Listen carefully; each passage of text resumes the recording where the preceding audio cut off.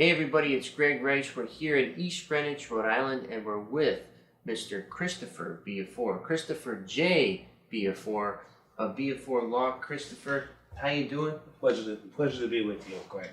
Thank you very much. And we actually got connected through a mutual friend and your neighbor downstairs. That's correct, a few weeks ago. Emily Hennessy. So we want to say hello to Emily and thank you very much. And what's it like being Emily's neighbor? Is she the kind of gal you could say, hey, I need some sugar? Yeah, she's always willing to share what she has, but I haven't seen her very often the past year or so because she hired a few people to take over, I guess, her office work. So she's out in the field doing her thing. Yeah. So she only calls me when she needs me, which isn't that often. I actually talked to her today. She was at the beach. Exactly. Well, I was trying to be polite, but I'm sure she's enjoying herself with more free time. As she should. She works very hard. So Emily, shout out to you. And Chris, what would you say is your day-to-day? You know, tell the folks at home a little bit about you if they don't know you. Okay. What's your day-to-day routine like? All right. Well, during the work week, you're referring to? Either one. Well, typically I have two teenage children and a wife, so I have to either take one or both of them to school in the morning, and they go different directions. One's in Providence and one's in Warwick. So depending. So usually I leave the house around 7:30, take one of the kids to school, then I prepare for court. I usually have court in the morning, either in Rhode Island or Massachusetts, that I have to be there usually around 9 o'clock. And I go to court and fight the good fight for my clients. And typically come back to the office if I have time before lunchtime.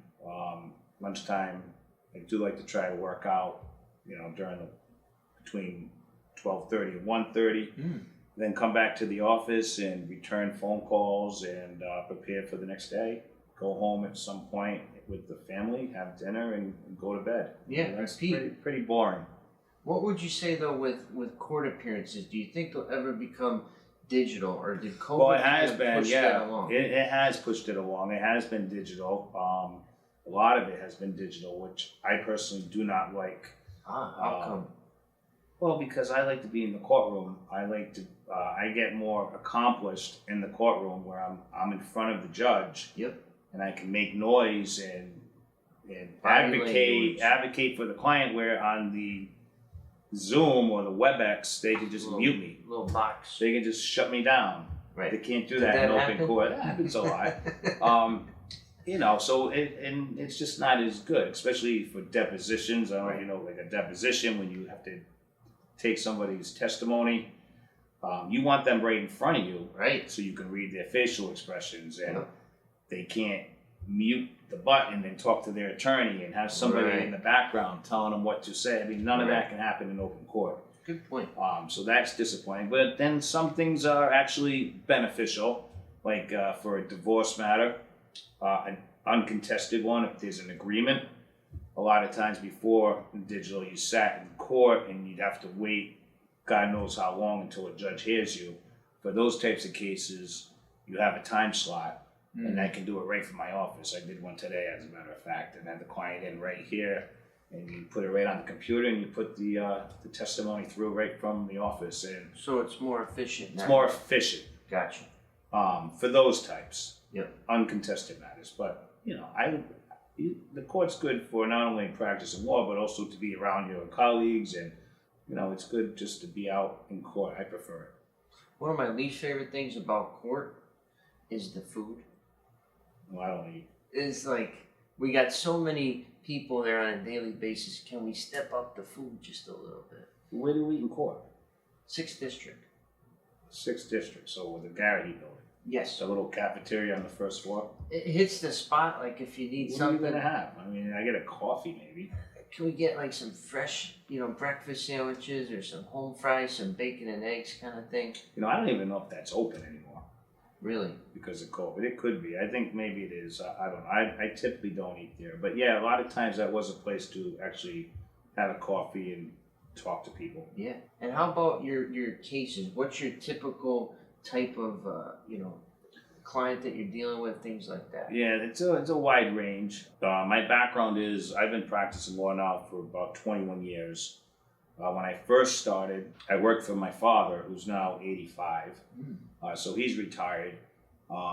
And then I ended up working for a busy firm in Providence for about 5 or 6 years, which I was extremely busy, running around doing all types of matters. And then I opened up my little boutique here in East Greenwich in June of 2017. And so what I do mostly is I do criminal law, all types if you get in trouble. I do family court, which is divorce, child custody, and stuff relating to the family. And juveniles, children, issues with that. And I do personal injury, car accidents, and I do landlord-tenant. That's how I know our friend. Fun. I don't do a lot of that. It isn't that fun. Nobody wants to put somebody out of a home. It's tough, man. But nobody wants to not get paid for their apartment either. And then I do whatever my clients need. I represent dentists and mariners, and so I do a little of everything. I'm like a general practitioner, but mostly divorce, criminal, personal injury. Those are the big three. And when we were having lunch a couple weeks ago, you said that gun cases are the hardest cases to defend against. How come? Well, gun cases are very tough, because one, the judge is very strict, rightfully so. Nobody wants people running around the streets with stolen guns shooting people, because people die and get hurt. So it's a very serious offense, and the judges, rightfully so, again, don't want any guns on the street, and neither do I, to be honest with you. I mean, I read in the paper every night. I mean, over the weekend there were 2 murders in Providence, young kids, and we're not Washington, we're not Chicago yet, but for a small little place, there's a lot of gun violence here, and and there's some good gun cases too, if that makes sense. I mean, I actually had a case once where a Vietnam vet, fought, war hero. He got a little drunk one night, and the police came to his house. I guess maybe his wife called or whatnot. And the Providence police say, "Hey, do you have any guns?" And he said, "Of course I have guns. I'm a war guy." And they opened up his safe. He opened it for him, and he had a bunch of different guns. But one of the guns in there, I forget what it was like a Mossberg or some type of shotgun, automatic gun. I don't know much about guns. And the police said it was illegal because it was a shotgun that wasn't at least was it 12 or 18 inches long, and he got charged with a felony gun possession. So I mean, that's a type of case that is a little better than somebody with the legal gun shooting people. Sure. And we ended up getting the case dismissed because even the strict judge was telling the prosecutor that this is a little ridiculous. So that worked out. But yeah, I don't know. I don't do a lot of gun cases, but I have a few going right now. And how about drug cases? Drug cases. I have a lot of drug cases. What's the most common drug you're seeing? What's most prevalent? Seems like it's the opiates still. Fentanyl. I mean, it depends on who it is, I guess. I mean, fentanyl's a bad thing right now because people are dying. The drug dealers, the drug dealers are putting fentanyl in the heroin, and the users actually want the fentanyl. So I have clients that drive around with what's it called? The the things that brings you back to life. Oh, the Narcan. The Narcan. I mean, they drive around with the Narcan, knowing they're going to need it, with their friend ready to use it on them, because that's what they do. It's crazy, crazy. And that's terrible stuff. Drug cases are all over the range. I mean, I got a case a week ago. It was like a college kid with mushrooms. Mushrooms? Yeah, I got charged with having Who has mushrooms anymore? Possession of magic mushrooms. Fungus fun. Fungi. So I mean, marijuana is not really an issue anymore unless it's over, an ounce or a couple ounces or what have you. But, the drug dealers are the problem. Selling poison. I mean, they're the ones that the courts want to put away, not so much the users. They want to get the users help. Even if you represent a drug dealer, you always want to try to be the user in court. Makes sense. So how do you blow off steam? What do you do for fun? So I work out 3 days a week. I know it doesn't look like it, but I eat a lot at night. But my passion is skiing. Okay. Yeah, you were saying. Yeah, I ski every weekend in the winter. How about water ski in the summer? I haven't done that, but I did a little tubing last weekend on Block Island. So cool. That counts. That does. So. That always scares me when the rope's getting, get some slack and then it pulls back and then you get jerked up or something like that. You get whipped across the wake and you get thrown off a and bit. you're back and the guy driving's always laughing and it's like. So that's what I do. What do you do for fun? Fun? Yeah. Swimming. That's right. And that's why you're in such good shape. Swimming at the LA Fitness here in Warwick, and then I hit the sauna, and that's it. I used to do the weights, but it's just, to me, it's more pain than it is pleasure. Yeah, swimming's great for you. Great. I know how to swim, but I don't do it for recreation. It's kind of hard to get in that groove of swimming, especially when it's cold out. Yeah, so, ski. I'm starting to play a little tennis, but I'm terrible. And your restaurant on Main Street, your favorite one is? Well, I like La Masseria only because I like the ambiance. Yep. I like to sit at the bar. There's always people in there, and the food's good. But I like them all. I mean, they're all pretty good. I like the Oyster Bar. How about Frank and John's? I just passed that. Love Frank and John's. Is So that I good go to pie? Frank and John's with the children, with the kids. Okay. Usually maybe another couple and their kids. Yep. We'll get a kids table for the kids and an adult table. Mm-hmm. And they have the best homemade cavati. What's cavati? It's like a cavatelli type of pasta. Ah. So they make it fresh. So we always get that with the homemade meat sauce and share it. It's great. Get a pizza or two, sauteed broccoli, maybe a little veal cutlet, and just enjoy. I mean, the food's great. And honestly, I mean, the homemade cavati, if they sold that at La Masseria, it would probably be $30. $30 dish. I mean, it's probably maybe $12 over there, Wow. and it could even be better. Is there a Frank and John's in Coventry too? No, I don't know. I saw one on the water or something. Maybe one of the users. I think they're originally, Frank and John were, I don't know, maybe brothers from Italy, and then maybe one brother bought the other brother out, but I don't know. I think they may have just sold to new owners over the last year or two. But they do a good job over there. And what do you think about Main Street in general? I love Main Street. As soon as I get out of court, I can't wait to get back to East Greenwich, especially when I'm in Providence. I can't stand Providence now. When I was a young attorney, that was the place to be. You had to be in Providence, walk to court where all the action was. But now with the technology and hearing sometimes through the computer, there's no need to be in Providence where there's no parking. Right. Here, the clients can come. Usually, parking's not an issue unless it's during restaurant time. And it's a pretty street, and it's a lot of action for me, enough action for me. I like it.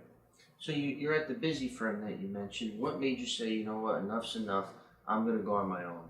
Was it just I think it was pressure? It was two things. It was one, I did that to get a lot of experience, which I did. Plus, I made numerous contacts because I was doing the work of 3 or 4 attorneys. Gotcha.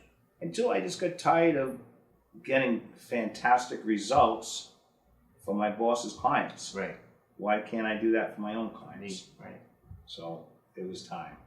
My kids are getting older. I need more time to take them to school or go skiing. Flexibility. A little more flexibility. For sure. Yeah, So what is it that the folks at home, the general public, don't realize about your profession that you wish you could just indoctrinate them with this one thing? What do they not get when they come to you? Like, you're constantly fighting against the current with people. I wouldn't say I'm constantly fighting against the current with people, but attorneys get a bad rap, and I would say 95 to 98% of them are very honest and loyal. Straightforward. I mean, I don't know if you can see that sign up there, but that's always been with me. Oh, we'll get that after. It says honest lawyer. And, contradicts. Oh, that's codicils and contracts. But yeah, it's honest lawyer. Okay. A lot of attorneys get a bad rap because of a few bad apples, like any profession. Yeah. But most of us are very honest and hardworking.